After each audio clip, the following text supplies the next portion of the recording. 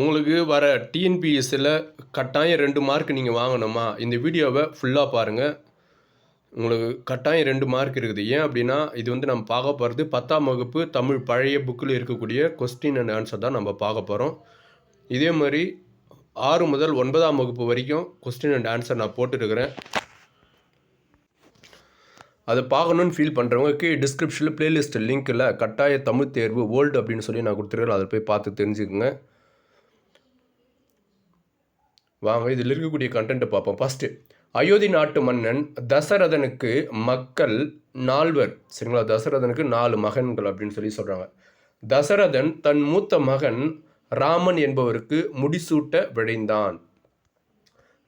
தசரதன் மனைவி கைகேயி அவள் தோழி மந்தரை ராமன் முடிசூட்டுவதை விரும்பவில்லை. சரிங்களா? ஸோ இவங்களுடைய மனைவி வந்து கைகையுடைய தோழி தான் வந்து பார்த்தீங்கன்னா மந்தரை. சரிங்களா? இவங்க தான் வந்து ராமன் முடிசூட்டது விரும்பவில்லை.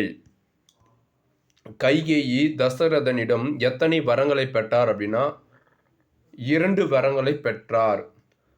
இங்கே பாருங்க, தசரதன் மனைவி கைகேயி அவள் தோழி மந்தரை ராமன் முடிசூடுவதை விரும்பவில்லை. எனவே கைகேயின் மனதை மந்தரை வஞ்சகமாக உரைகளால் மாற்றினாள்.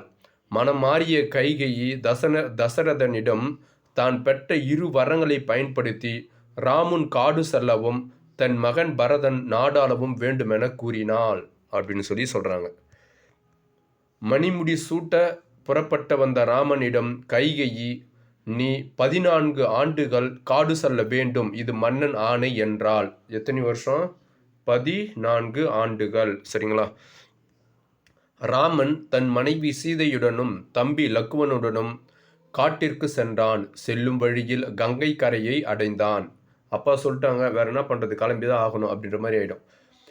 கங்கை கரையில் அன்பே வடிவான வேட்டுவன் தலைவன் யார்? குகன் என்பவன் ராமனை சந்தித்தான். இது கேட்பாங்க, வேட்டுவனுடைய தலைவன் யார் அப்படின்னா குகன்.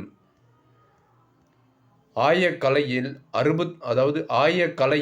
1000 அம்பிக்கு நாய கண்போர் குகன் என்னும் நாமத்தான் தூய கங்கை துறைவிடும் தொன்மையான் காயும் வில்லினன் கல்திரள் தோழினாள் அப்படின்னு சொல்லி கம்ப ராமாயணத்தில் குகனை பற்றி கம்பர் வந்து குறிப்பிடுறாரு. அதே மாதிரிங்க பாருங்க, துடியன் நாயினன் தோல் செருப்பு ஆர்த்த பேர் அடியன் அல்செறிந்தன்ன நிறுத்தினான் நெடியதானை நெருங்கலின் நீர்முகில் இடியினோடு எழுந்தலன்ன ஈட்டினான் என்ற பாடல் வரி இடம்பெற்றுள்ள நூல். இது வந்து கம்பராமாயணம்.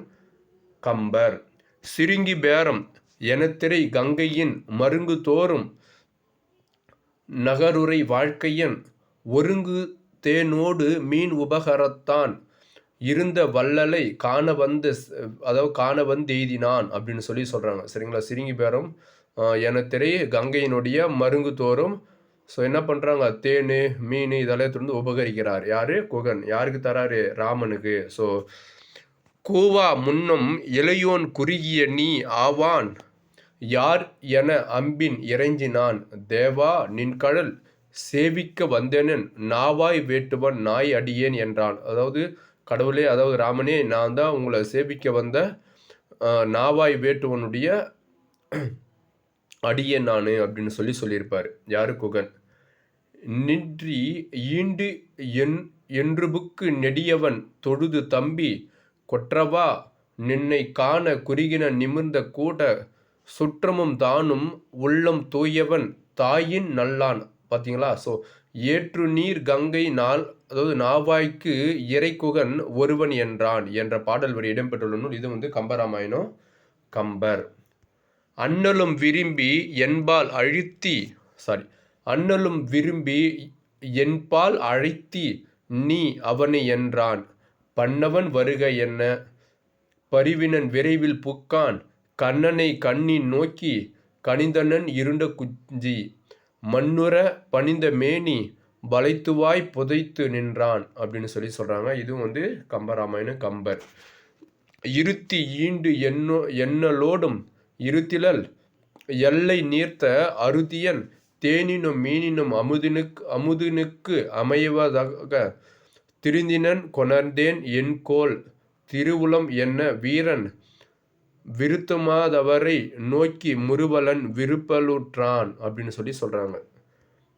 அரியதாம் ஓப்ப உள்ள தன்பினால் அமைந்த காதல் தெரிதர கொணர்ந்த என்றால் அமிழ்தனும் சீர்த்தவற்று. சரிங்களா? ஸோ நீங்கள் எத்தனை வந்து எப்படி இருக்குது? அமிழ்தை விட மிகவும் சிறப்பானது.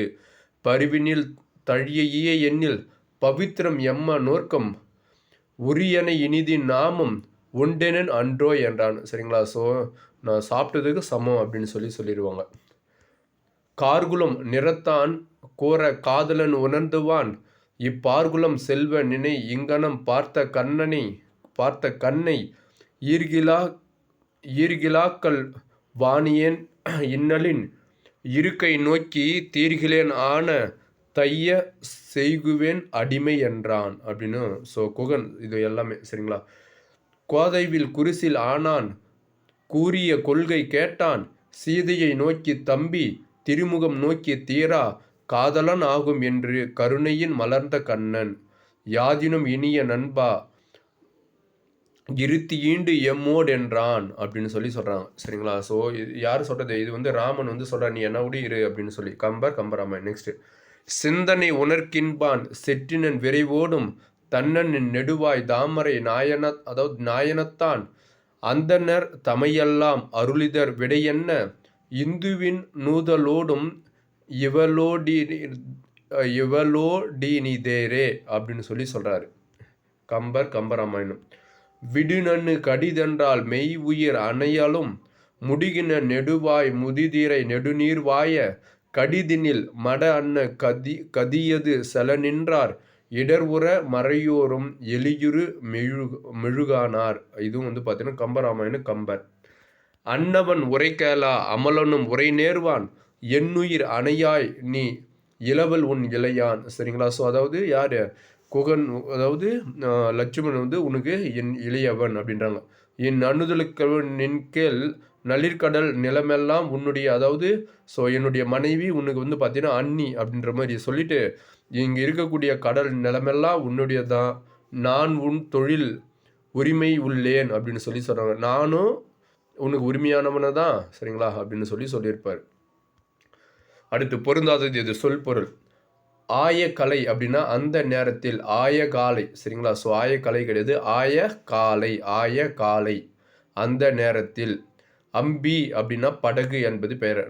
நாயகன்னா தலைவன், நாமம்னா பெயர், துறைனா தோணி துறை, தொன்மைனா தொன்று தொட்டு, கல் என்றால் மலை, திரள் என்றால் திரட்சி. பொருந்தாதது எது? சொல் பொருள். துடி என்றால் பறை, அல் என்றால் இருள், சிறுங்கி பேரனா கங்கை கரையோர நகரம், திரைனா அலை, மருங்கு என்றால் பக்கம், மறுப்பு என்றால் தந்தம். ஞாபகம் வச்சுங்க. உபகாரத்தான்னா பயன் கருதாது உதவுபவந்த உபகாரத்தான். கூவா முன்னர்னா அழைக்கும் முன்னர், குறுகி என்றால் நெருங்கி. பொருந்தாதது எது? இறைஞ்சி என்றால் வணங்கி, சேவிக்கனா வணங்க, நாவாய்னா கடல், நெடியவன் என்றால் உயர்ந்தவனாகிய ராமன். நாவாய் என்பதன் சரியான சொல் பொருள் படகு அப்படின்னு வரும், கடல் வராது. சரிங்களா? அதேமாரி குறுகினா வந்துள்ளான், இறைனா தலைவன், பன்னவன் என்றால் நற்பண்புகள், அதாவது நற்குணங்கள் பல உடைய லக்குவன் தான் வந்து இங்கே பன்னவன் அப்படின்னு சொல்கிறாங்க. சரிங்களா? பன்னவன். பரிவு என்றால் இரக்கம், குஞ்சி என்றால் தலைமுடி, மேனி என்றால் உடல், அருந்தியன் அன்பு உடையவன் அப்படின்றாங்க. அருந்தியனா அன்பு உடையவன். மாத்தவர் என்பதன் சரியான பொருள் முனிவர். சரிங்களா? மாத்தவர் என்பதன் சரியான சொல் பொருள் வந்து முனிவர் அப்படின்னு சொல்கிறாங்க. நெக்ஸ்ட், முறுவல் என்றால் புன்னகை, விளம்பல் என்றால் கூறுதல், சீர்த்த என்றால் சிறந்த, பவித்திரம் என்றால் தூய்மையானது. சரிங்களா? பொருந்தாது இது. கார்குலம் என்றால் மேகக்கூட்டம், பார்குலம் என்றால் உலகம் முழுவதும், இன்னல் என்றால் துன்பம், ஈர்கில என்றால் எடுக்க இயலாத, தீர்க்கிலேன் நீங்க மாட்டேன் அடிமை செய்குவேன் பணி செய்குவேன், குரிசில் என்றால் தலைவன், இருத்தி என்றால் இருப்பாயாக. நெக்ஸ்ட், நயனம் என்றால் கண்கள், இந்து என்றால் நிலவு, நூதல் என்றால் நெற்றி, கடிது என்றால் விரைவாக, முடிக்கினன் என்றால் செலுத்தினன், முறிதிரை என்றால் மடங்கி விழும் அலை, இடர் என்றால் துன்பம், அமலன் என்றால் குற்றமற்றவன். இடர்னா வரணும், துன்பம் சொல்லி வரணும். நூதல் என்றால் நெற்றி, இளையவள் என்றால் தம்பி, மருங்கு என்றால் பக்கம், கேழல் என்றால் பன்றி. பொருந்தாதது இது இலக்கண குறிப்பு. போர்க்குகன்னா போரை உடைய குகன். அப்போ இரண்டாம் வேற்றுமை உறுப்பும் பயனும் உடன் தொக்க தொகையும். கல் திரள் தோல்னா ஓமை தொகை. இருந்த வள்ளல் அப்படின்னா பெயரச்சம். வந்து எய்தினான் அப்படின்றது வினை அச்சம் அப்படின்னு சொல்லி சொல்ல. அதாவது வினை தொகை கிடையாது, இது வினை அச்சம். சரிங்களா? வந்து எய்தினான்னா வினை அச்சம். திரை கங்கை இலக்கண குறிப்பு தருகனா திரையை உடைய கங்கை. இரண்டாம் வேற்றுமை உறுப்பும் பயனும் உடன் தொக்க தொகையும். நீர்முகில் என்றால் இரண்டாம் வேற்றுமை உறுப்பும் பயனும் உடன் தொக்க தொகையும். நீரை உடைய முகில். பொருந்தாதது எது இலக்கண குறிப்பு தருக.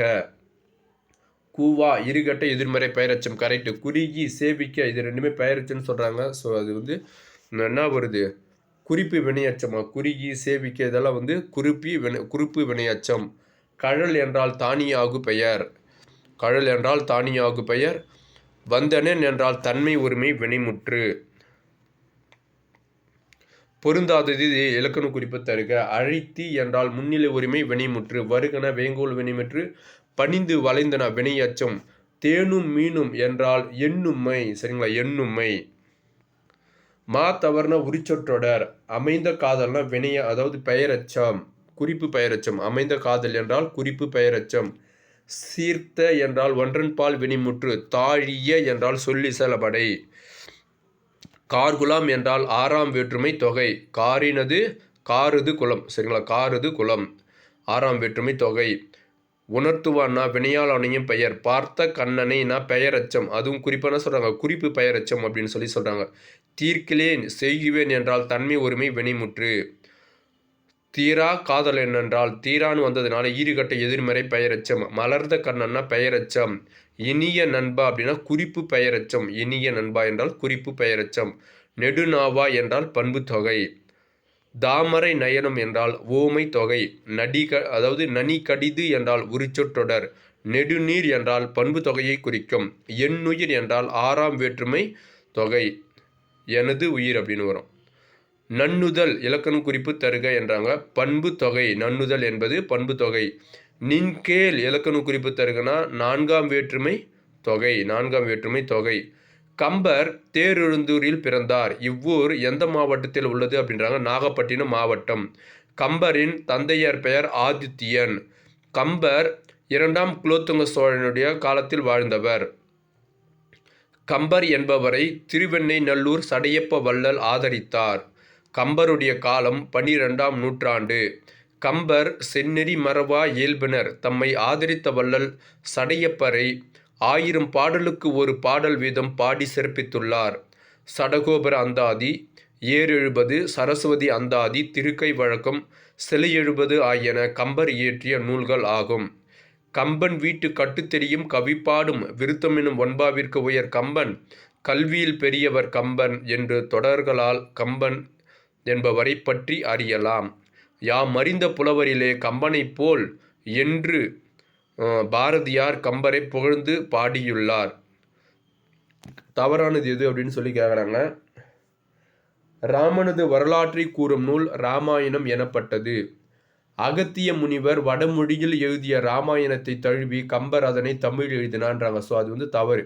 வால்மீகி முனிவர் தான் வரணும், அகத்திய முனிவர் வராது. கம்பர் இயற்றிய இராமாயணம் கம்ப ராமாயணம் எனப்பட்டது. கம்பர் தம் நூலுக்கு இட்ட பெயர் ராமவதாரம் என பெயரிட்டார்.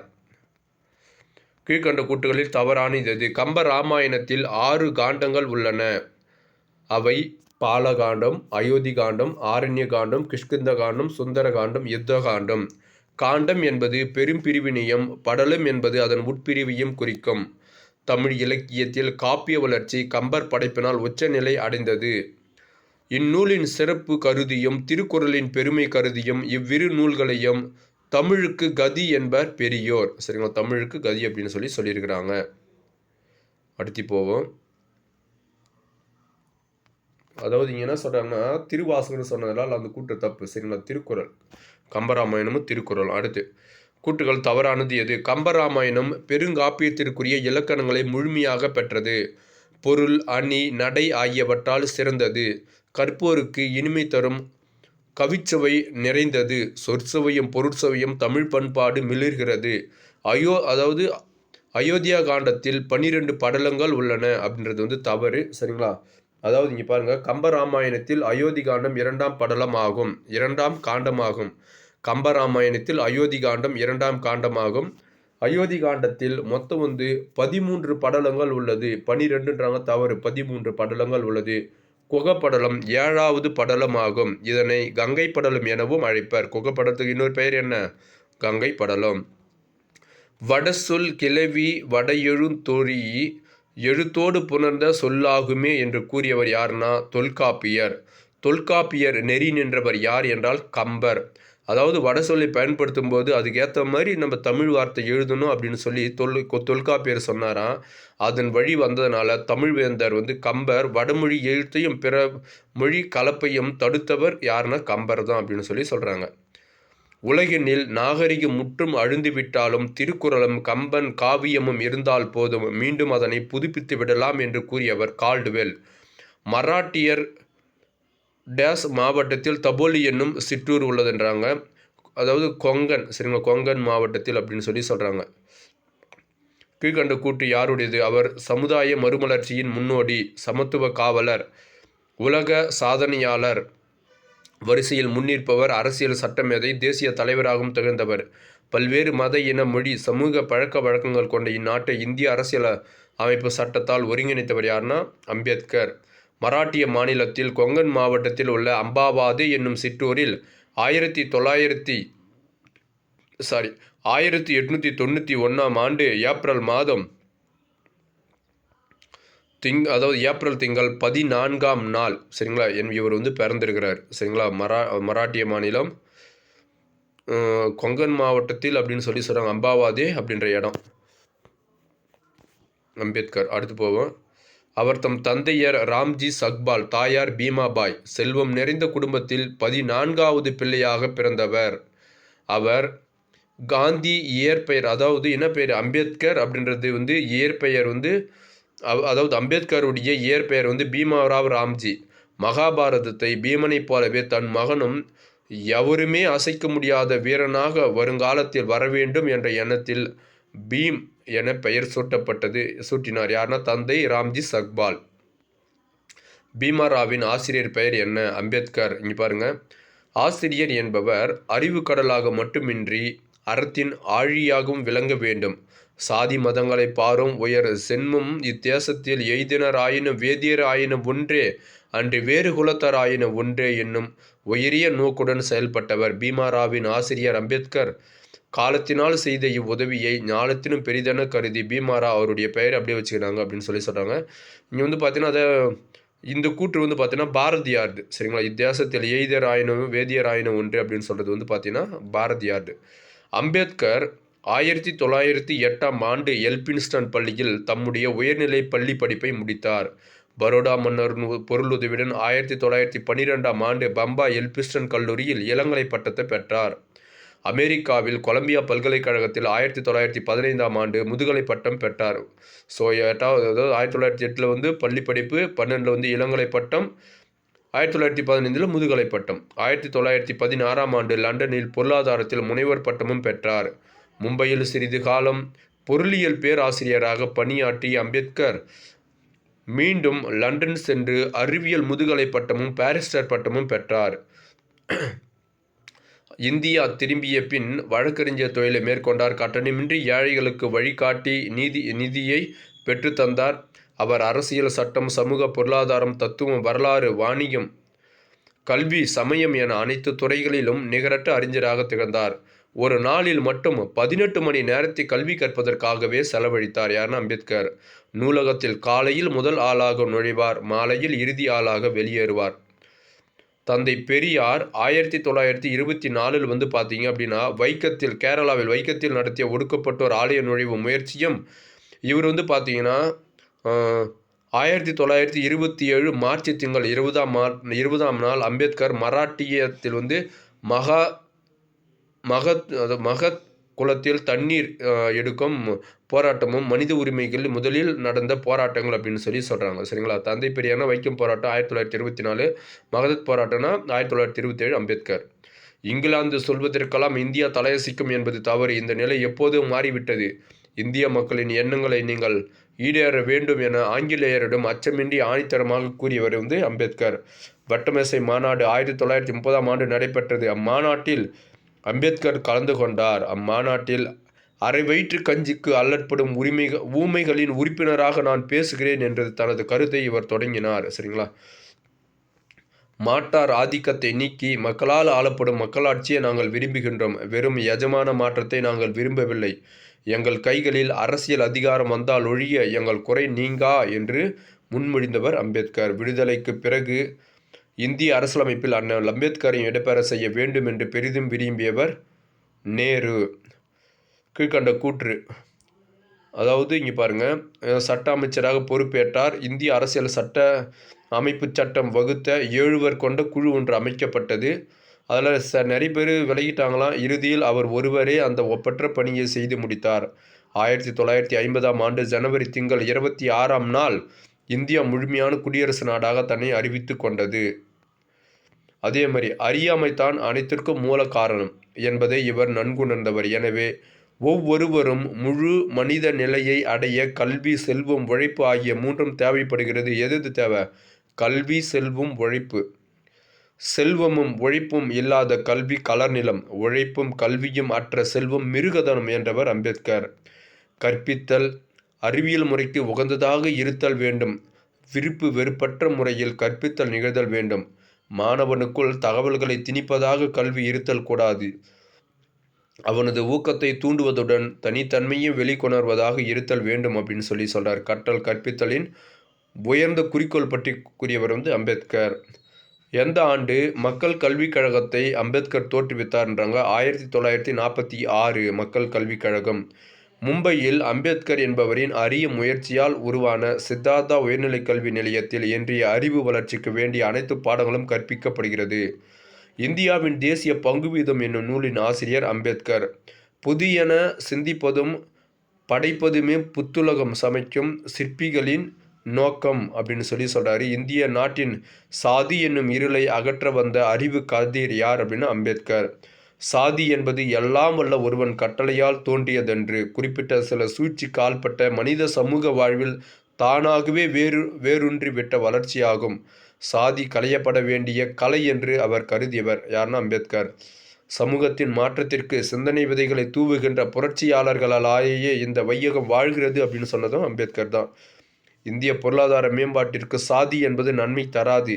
இந்தியர்களின் நலத்திற்கும் மகிழ்ச்சிக்கும் சாதி என்னும் நோய் தீங்கு விளைவிக்கின்றது. அது மக்களிடையே ஒருமைப்பாட்டை சீர்குலைத்து விட்டது. இதனை அவர்கள் உணரும்படி செய்துவிட்டால் போதும், அதுவே எனக்கு நிறைவு தரும்னு சொன்னதும் அம்பேத்கர் தான். ஒரு லட்சிய சமூக சுதந்திரம், சமத்துவம், சகோதரத்துவம் ஆகியவற்றை அடிப்படையாக கொண்டது அம்பேத்கர் அப்படின்னு சொல்கிறார். ஒரு லட்சிய சமூகம் எப்படி இருக்கணும்? சுதந்திரமாகவும் சமத்துவமாகவும் சகோதரத்துவமாகவும் இருக்கணும். ஜனநாயகத்தின் மறுபெயர்தான் சகோதரத்துவம். சுதந்திரம் என்பது சுயாட்சியை நடமாடும் உரிமை. உயிரையும் உடைமையும் பாதுகாக்கும் உரிமை. அது எல்லாருக்கும் எல்லாம் கிடைக்கும் வகையில் எல்லா மனிதர்களையும் ஒரே மாதிரியாக நடத்துவதே சமத்துவமாகும் என்று ஜனநாயகத்திற்கு அரியதொரு விளக்கம் தந்தவர் அம்பேத்கர். சமத்துவத்தின் மறுபெயரே மனிதநேயம். எங்கே சமத்துவம் மாறுபடுகின்றதோ அங்கே மனித பண்பு மறைந்து விடுவதை அவர் அனைவருக்கும் உணர்த்தினார். அதுவும் அம்பேத்கர் தான். ஸோ அவர் ஒரு அறிவின் சுரங்கம். அவர் பார்த்தீங்கன்னா அறியாமைக்கு எதிராக ஆற்றிய மகத்தான பணி சான்றோர் நெஞ்சில் நிலைக்க செய்தது. அம்பேத்கர் உலகத் தலைவர்களில் ஒருவர். பகுத்தறிவு செம்மல், ஆராய்ச்சியின் சிகரம், மக்களின் மாபெரும் வழிகாட்டி. அப்பெருந்தலைவரைப் போல வேறு யாரையும் நம்மால் காண முடியாதுன்னு சொல்கிறது பெரியார் சொல்லியிருக்கிறாங்க. பகுத்தறிவு துறையில் அவருக்கு இணை அவரே.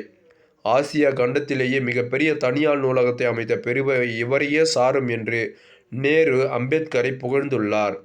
அண்ணல் அம்பேத்கர் தன்னலமற்றவர். மிகவும் ஆர்வத்துடனும் விரைந்தும் தன்னந்தனியாக செயல்பட்டவர். தமக்கு கொடுக்கப்பட்ட பணியில் கருமமே கண்ணாக இருந்தவர் அப்படின்னு சொன்னது யாருன்னா ராஜேந்திர பிரசாத். நாட்டிற்காக அயராது உழைத்த அண்ணல் அம்பேத்கர் 1956ஆம் ஆண்டு டிசம்பர் திங்கள் 6ஆம் நாள் புகழுடம்பை எய்தினார். இந்திய அரசு பாரத ரத்னா என்னும் உயரிய விருது அண்ணல் அம்பேத்கருக்கு 1990ஆம் ஆண்டு வழங்கி பெருமைப்படுத்தியது. அப்போ பார்த்தீங்கன்னா பாஜக வந்திருக்கும் சரிங்களா ஆட்சிக்கு ஃபஸ்ட்டு சரிங்களா. ஸோ அதாவது ஜனதா கட்சின்னு சொல்லுவாங்க சரிங்களா. பாஜகனுடைய முன்னாடி இருந்திருக்கும். அவங்க தான் வந்து பார்த்தீங்கன்னா 1990 பாரத ரத்னா விருதை அவங்களுக்கு கொடுத்துருப்பாங்க சரிங்களா. அடுத்து போவோம். டேஸ் என்பவர் இந்திய நாட்டின் ஒளிமிகுந்த எதிர்காலத்தை பற்றி கனவு கண்ட லட்சிய மனிதர். தாம் கண்ட லட்சிய கனவுகளை அறிவுத்திறனால் உறுதிப்படுத்தியவர். அவர் உயரிய ஆளுமை திறமை கொண்டவர். கூர்த்த அறிவுவன்மை உடையவர். மனித உரிமைக்காக உழைத்தவர் யாருன்னா அம்பேத்கர் தான். சமுதாயம் என்னும் மரத்தின் வேரை சாதிப்புழுக்கள் அரித்து விடாமல் தடுத்த நச்சுக்கொல்லி மருந்து அவர். கல்வி அறிவின்றி நாடு முன்னேற முடியாது என்று உரைத்தவர். அவர் சமுதாயத்தில் புறக்கணிக்கப்பட்ட மக்களுக்காக தம்மை முழுமையாக அர்ப்பணித்து கொண்டவர். இவர்தான் அம்பேத்கர். இரு பெரு தலைவர்கள் இந்தியாவில் இருந்தார்கள். வடக்கே இருந்த அம்பேத்கர் என்பவரும் தெற்கே இருந்த பெரியார் என்பவரும் இடைவிடாது உழைத்ததனால் சாதி என்னும் பாறை உடைத்து சுக்குநூறானது அப்படின்றாங்க. இங்கே தாங்க நம்மளுக்கு பிரச்சனையே. இங்கே எங்கெங்க ஓய்ஞ்சுது சொல்லுங்களேன். நம்ம எல்லாம் விட்டு சந்தோஷமாக தான் இருக்கிறோம். இந்த அரசியல்வாதிங்க தான் இதை சொல்லி சொல்லி அரசியல் நத்தினுக்கிறானுங்க. சரி, ஓகே, அடுத்து போவோம். ஒருமைப்பன்மை பழியை நீக்கி எழுதுக. இப்போது அவர் கையில் கோப்புகள் இருந்தன சரிங்களா. இதை வந்து சரியானது. இப்போது அவர் கையில் கோப்புகள் இருந்தன சரிங்களா. அடுத்து போவோம். ஒருமைப்பன்மை பழியை நீக்கி எழுதுக. இங்கே பாருங்களேன். வயது வந்தோருக்கும் பெண்களுக்கும் வாக்குரிமை கொடுக்கப்பட வேண்டும் என அம்பேத்கர் கூறியதை நாளேடுகள் புகழ்ந்தன சரிங்களா. இதை வந்து சரியானது. நாளேடுகள் புகழ்ந்தன அப்படின்னு வரணும். சந்திப்படை. ஆசிரியர் பெயரை தம் பெயருடன் சேர்த்து பீமாராவ் அம்பேத்கராக மாற்றினார் சரிங்களா. ஆசிரியர் பெயரை சந்திப்படை இது, அதாவது இப்பு சரிங்களா. மேலே இருக்கிறதெல்லாம் வந்து ஒருமைப்பன்மை சரிங்களா. அதெல்லாம் பார்த்தது வந்து பார்த்தீங்கன்னா ஒருமைப்பன்மை இந்த 2 கொஸ்டினும் சரிங்களா. அதாவது தூ ந அது வச்சு படுறது கல் இதெல்லாம் வச்சு. இது வந்து சந்திப்படை வந்து அந்த குசுறு துப்புரை வச்சு பார்க்கணும். அதாவது அந்த வள்ளி நம்ம மிகக்கூடிய இடத்த ஆசிரியர் பெயரை தம் பெயருடன் சேர்த்து பீமாராவ் அம்பேத்கராக மாறினார் அப்படின்றாங்க. ஓகே, அடுத்து போவோம். சந்திப்பழியை நீக்கி எழுதுக. இதுவும் அதே மாதிரி தான். ஏழைகளுக்கு பொருள் பெறாமல் வாதாடி நீதி பெற்று தந்தார் சரிங்களா. சந்திப்பழி இதுவும் அதே மாதிரி தான். ஆண்களைப் போலவே இப்போ வரும். ஆண்களைப் போலவே பெண்களுக்கும் அரசு பணி அமைத்து அனைத்து துறைகளிலும் கொடுக்க வேண்டும். அனைத்து வரும் சரிங்களா. அனைத்து வரும். நெக்ஸ்ட் இதுவும் சந்திப்பழி தான். ஆளும் அறிவும் வளர்வதற்கு முன்பாக வாழ்க்கை பயணமா இப்போ வரும் சரிங்களா. வாழ்க்கை பயணமா. ஒருமைப்பன்மையை நீக்கியது. கல்வி நலம் பெற்ற பெண்பார் புலவருக்கு மன்னரும் பணிந்தனர் அப்படின்னு சொல்கிறாங்க சரிங்களா. ஒருமைப்பன்மையை நீக்கியது. அதே மாதிரி தான். பெண்கள் பெற வேண்டியவை பெண் கல்வி, பெண்ணுரிமை, சொத்துரிமை. பெற வேண்டியவை சரிங்களா. பெண்கள் பெற வேண்டியவை பெண் கல்வி, பெண்ணுரிமை, சொத்துரிமை. சட்டம் என்பது செம்மை என்பது பொருள். சட்டம் என்பதற்கு செம்மை என்பது பொருள். செம்மை என்னும் சொல்லை நடுவுநிலை என்னும் பொருளிலும் சொல்லலாம். அரசன் கொலைத்தொழில் புரியும் கொடியவருக்கு மரண தண்டனை அளித்தல் குற்றமன்று, அது பயிருடன் வளர்ந்த கலைகளை நீக்குதல் போன்றதாகும் என கூறியவர் யாருன்னா வள்ளுவர் சரிங்களா. தண்டனை வழங்குவது பற்றி கூறிய வள்ளுவர் என்பவரே அச்சட்டங்கள் மனிதநேய அடிப்படையில் நெகிழ்வுத்தன்மை உடையவனவாகவும் அமைத்தல் வேண்டும் என்கின்றார். நெக்ஸ்ட். தமிழ்நாட்டில் வேளாண்மை கடன் நிவாரண சட்டம், கூட்டுறவு சங்கங்கள் சட்டம், உள்ளாட்சித்துறை சட்டம் முதலியன எதற்கு சான்றாகும் அப்படின்றாங்க. மாநில தனி சட்டம். தவறானது எது அப்படின்னு சொல்கிறாங்க. இந்தியாவில் அவரவர் பின்பற்றிய சமயத்திற்கேற்ப சட்டங்கள் உள்ளன. ஆமாம். இந்து சமயத்தை சார்ந்தோருக்கு இந்து சட்டம் உள்ளது. இஸ்லாமியருக்கான இஸ்லாமியர் சட்டம் உள்ளது. கிறித்துவருக்கான கிறித்துவ சட்டம் உள்ளது. பௌத்தர்களுக்கும் சமணர்களுக்கும் தனித்தனியாக மத சடங்கு என அதெல்லாம் எதுவும் கிடையாது. எல்லாருக்குமே அதாவது என்ன சொல்கிறாங்க. ஸோ இங்கே பாருங்களேன். பௌத்தர்களுக்கும் சமணர்களுக்கும் தனியான மத சட்டங்கள் என எதுவுமே கிடையாது சரிங்களா. இந்து சமய சட்டங்களே அவர்களுக்கும் பொருந்தும் அப்படின்னு சொல்கிறாங்க சரிங்களா. ஸோ அவங்களுக்கு தனி மத சட்டங்கள்லாம் எதுவுமே கிடையாது. நல்லா ஞாபகம் வச்சுங்க. இஸ்லாமியருக்கு தனி சட்டங்குது, கிறித்துவர்களும் தனி சட்டங்குது. ஆனால் பௌத்தர்களுக்கும் சமணர்களுக்கும் தனியான மத சட்டங்கள் எதுவுமே கிடையாது. இந்து மத சட்டங்களே அவங்களுக்கும் பொருந்தும். ஆகையினால்தான் அம்பேத்கர் என்ன பண்ணுறார், இறக்கும் தருவாயில் பௌத்த மதத்துக்கு மாறினார் சரிங்களா. அடுத்து போகும். குற்றங்கள் 2 வகைப்படும் சரிங்களா.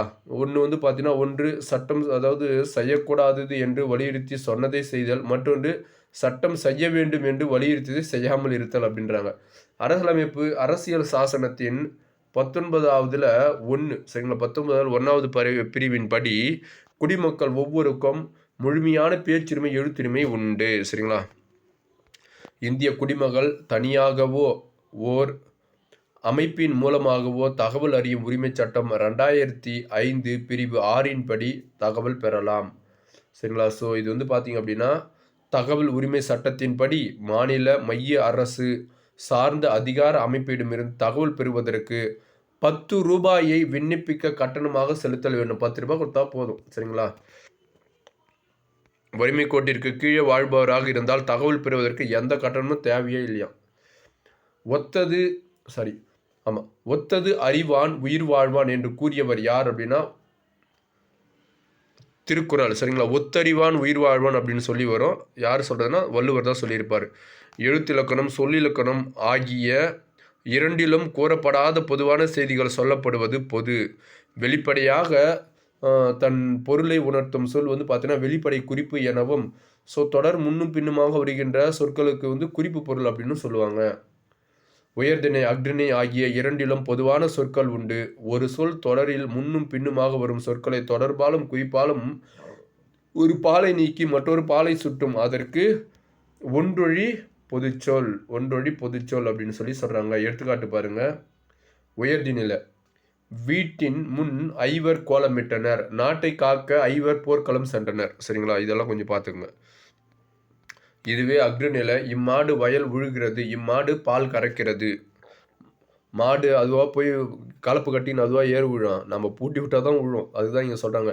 மாடு பால் கறக்கிறதுனா என்ன, அப்படியே பால் டைரெக்டாக சுரந்துருமா, சுரக்கும். அது வந்து தெய்வ மாடாக இருந்தால் தான் சுரக்கும். நம்ம வீட்டில் இருக்கிற மாடுங்கள்லாம் சுரக்காது. சரிங்களா. ஸோ அதான். ஓகே, அடுத்து போவோம். ஒரு சொல் தன் பொருளையும் குறித்து தனக்கு இனமான பொருளையும் குறித்து வருவது இனங்குறித்தல் எனப்படுகிறது அப்படின்னு சொல்லி சொல்றாங்க. கதிர்வேல் வெற்றிலை தின்றான். சரிங்களா. கதிர்வேல் வெற்றிலை தின்றான் அப்படின்றதுன்னா என்னது, இது இனங்குறித்தல். அசை நிலைக்கும் விரைவு, சினம், மகிழ்ச்சி, அச்சம், துன்பம் முதலிய பொருள் நிலைக்கும் செய்யுளில் இசையை நிறைவு செய்வதற்கும் 2, 3, 4 முறை அடுக்கி வருவது இரட்டை கிளவி. சரிங்களா. 2, 3, 4 முறை வந்ததுன்னா அது வந்து அடுக்கு தொடர். சரிங்களா. 4 முறை வந்தவே அது அடுக்கு தொடர். சரிங்களா. அன்றே அன்றே, அசை நிலை, போ போ, விரைவு, எரி எரி, சினம், வருக வருக, மகிழ்ச்சி, தீ தீ தீ, அச்சம், நொந்தேன் நொந்தேன், துன்பம், கோடி கோடி கோடியே, இசை நிறை அப்படின்னு சொல்லி சொல்றாங்க. இரட்டித்து நின்று பொருள் உணர்த்தும் சொற்கள் இரட்டித்தே வரும், பிரித்தால் பொருள் தராது. இது வந்து பார்த்தீங்கன்னா இரட்டை கிளவி. ஓகே, இது பாருங்க. படபட வேண, சலசல வேண, கலகல வேண, இதெல்லாம் வரும். சரிங்களா. ஸோ வித்தியாசம் குத்தி வச்சிருக்கிறாங்க. அடுக்கு தொடர் வந்து சொற்கள் தனித்தனியாக நிற்கும். இரட்டை கிளவியில் சொற்கள் ஒன்றுபட்டு நிற்கும். பிரித்தால் பொருள் தரும். எங்க அடுக்கு தொடரில். இரட்டை கிளவியில் பிரித்தால் பொருள் தராது. 2, 3, 4 முறை அடுக்கி வரும். 4 முறை வரும் அடுக்கு தொடரில். ஆனால் இரட்டை கிளவியில் 2 முறை மட்டும்தான் வரும். அடுக்கு தொடர் விரைவு, அச்சம், வெகுளி, மகிழ்ச்சி, இதில் எல்லாமே ஒரு அடுக்கு தொடர். ஆனால் இரட்டை கிளவியில் இசை, குறிப்பு, பண்பு பற்றி வரும். சரிங்களா. இளவழகன் வந்தான், இது எவ்வகை தொடர்னா வெளிப்படை தொடர். மாடு என்னும் சொல் அக்ரிணை பொது பெயர் ஆகும். இங்கே பாருங்க. க்ஷேத்திரங்கள் தோறும், சத்திரங்கள் தோறும் சென்று விகாரங்களை வழிபடுக அப்படின்னு சொல்லி சொல்கிறாங்க. சரிங்களா. ஸோ இதுக்கு பிறமொழி சொல் வந்து புண்ணிய தலங்கள் தோறும் சென்று கடவுள் சிலையை வழிபடுக அப்படின்றாங்க. பொருந்தாதது எது, பிறமொழி சொற்களுக்குரிய தமிழ் சொல்லை அமையாத தொடர் எது அப்படின்றாங்க. 4வது ஆப்ஷன் பாருங்க. நான் இந்த காலேஜின் ஓல்டு ஸ்டூடெண்ட், நான் இந்த கல்லூரியின் ஓல்டு மாணவன் அப்படின்னு சொல்லி சொல்கிறாங்க. சரிங்களா. ஸோ நான் இந்த கல்லூரியின் ஓல்டு மாணவன்றது தான் வந்து தவறானது. சரிங்களா. சந்தி சொற்கள் வந்து பார்த்தீங்கன்னா பிறமொழி சொற்களுக்குரிய தமிழ் சொற்கள் அமையாத தொடர் இதுதான். அடுத்து போவோம். அது எப்படி எழுதணும், நான் இந்த காலேஜின் ஓல்டு ஸ்டூடெண்ட்டு, நான் இந்த கல்லூரியின் மேல் மாணவன். சரிங்களா. இது மாரி எழுதணும். நான் இந்த கல்லூரியின் மேனாள் மாணவன். முன்னாள் மாணவன் கிடையாது, மேனாள் மாணவனா. இனியான தமிழ்மொழி பற்று வந்து மணி மேக்ஸ் மெனி திங்ஸ்னா பணம் பத்தம் செய்யும். எக்லெஸ் டோன்ட் கேட்ச் ஃபீல்ஸ் அப்படின்றாங்க. புலி பசித்தாலும் புல்லை தின்னாது. ஓல்ட் இஸ் கோல்டு, காலம் பொன் போன்றது. Prevention is better than cure, வருமுன் காப்பதே சிறந்தது. Slow and steady wins the race, முயற்சி திருவினை ஆக்கும். ஓகே, முயற்சி வந்து நம்மளுக்கு திருவினை ஆக்கிடுச்சு. ஓகே, கிட்டத்தட்ட 35 யூனிட் வந்துச்சு. இந்த வீடியோ உங்களுக்கு பிடிச்சிருக்கு நான் நம்புறேன். இந்த வீடியோ உங்களுக்கு பிடிச்சுன்னா மறக்காம லைக் பண்ணுங்கள். இந்த வீடியோ பற்றின தகவலை கீழே கமெண்ட் பண்ணுங்கள். உங்கள் ஃப்ரெண்ட்ஸுக்கு ஷேர் பண்ணுங்கள். நன்றி, வணக்கம்.